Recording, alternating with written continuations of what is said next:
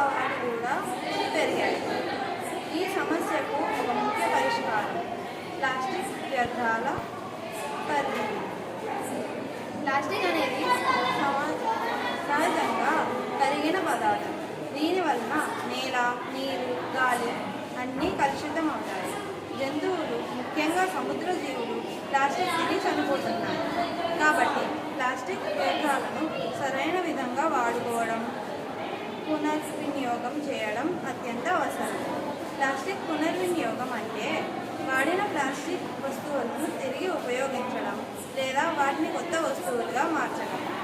ఉదాహరణకు ప్లాస్టిక్ బాటిల్ను సేకరించి వాటితో కొత్త బాటిల్స్, కవర్స్, బొమ్మలు, ఫర్నిచర్ వంటి వస్తువులు తయారు చేయవచ్చు.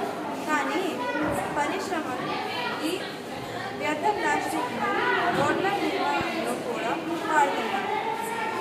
ఈ విధంగా వ్యర్థాన్ని ఉపయోగకరమైన వస్తువుగా మార్చడం వల్ల పర్యావరణానికి కూడా లాభం కలుగుతుంది. ప్లాస్టిక్ పునర్వినియోగం వల్ల అనేక ప్రయోజనాలు ఉన్నాయి.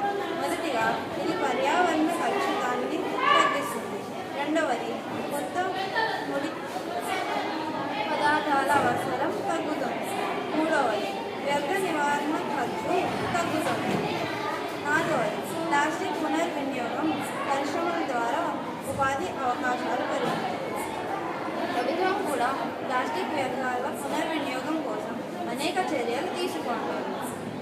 పాఠశాలలు, కాలేజీలు, సంస్థలు ప్లాస్టిక్ వాడకం తగ్గించేందుకు అవగాహన కార్యక్రమాలు నిర్వహిస్తున్నాయి. రెడ్యూస్, రీయూజ్, రీసైకిల్ అనే 3R నియమాలు పాటించడం ద్వారా మనం ప్లాస్టిక్ వ్యర్థాలను సమర్థవంతంగా నియంత్రించవచ్చు. మనందరం కూడా చిన్న చిన్న మార్పులు చేసుకోవాలి. ఒకసారి వాడి పడేసే ప్లాస్టిక్ వస్తువులను తప్పించాలి. పునర్వినియోగం చేయగల బాటిల్స్, కవర్స్ వాడాలి. ప్లాస్టిక్ వ్యర్థాలను వేరు చేసి రీసైకిల్ బిన్లో వేయాలి. మొత్తానికి ప్లాస్టిక్ పునర్వినియోగం పర్యావరణ పరిరక్షణకు ఒక ప్రధాన మార్గం.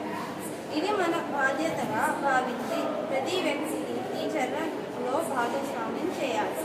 ఈరోజే మనం ప్రారంభిస్తాం రేపటి తరాలకు శుభ్రమైన, ఆరోగ్యకరమైన భూమిని అందించగలరు.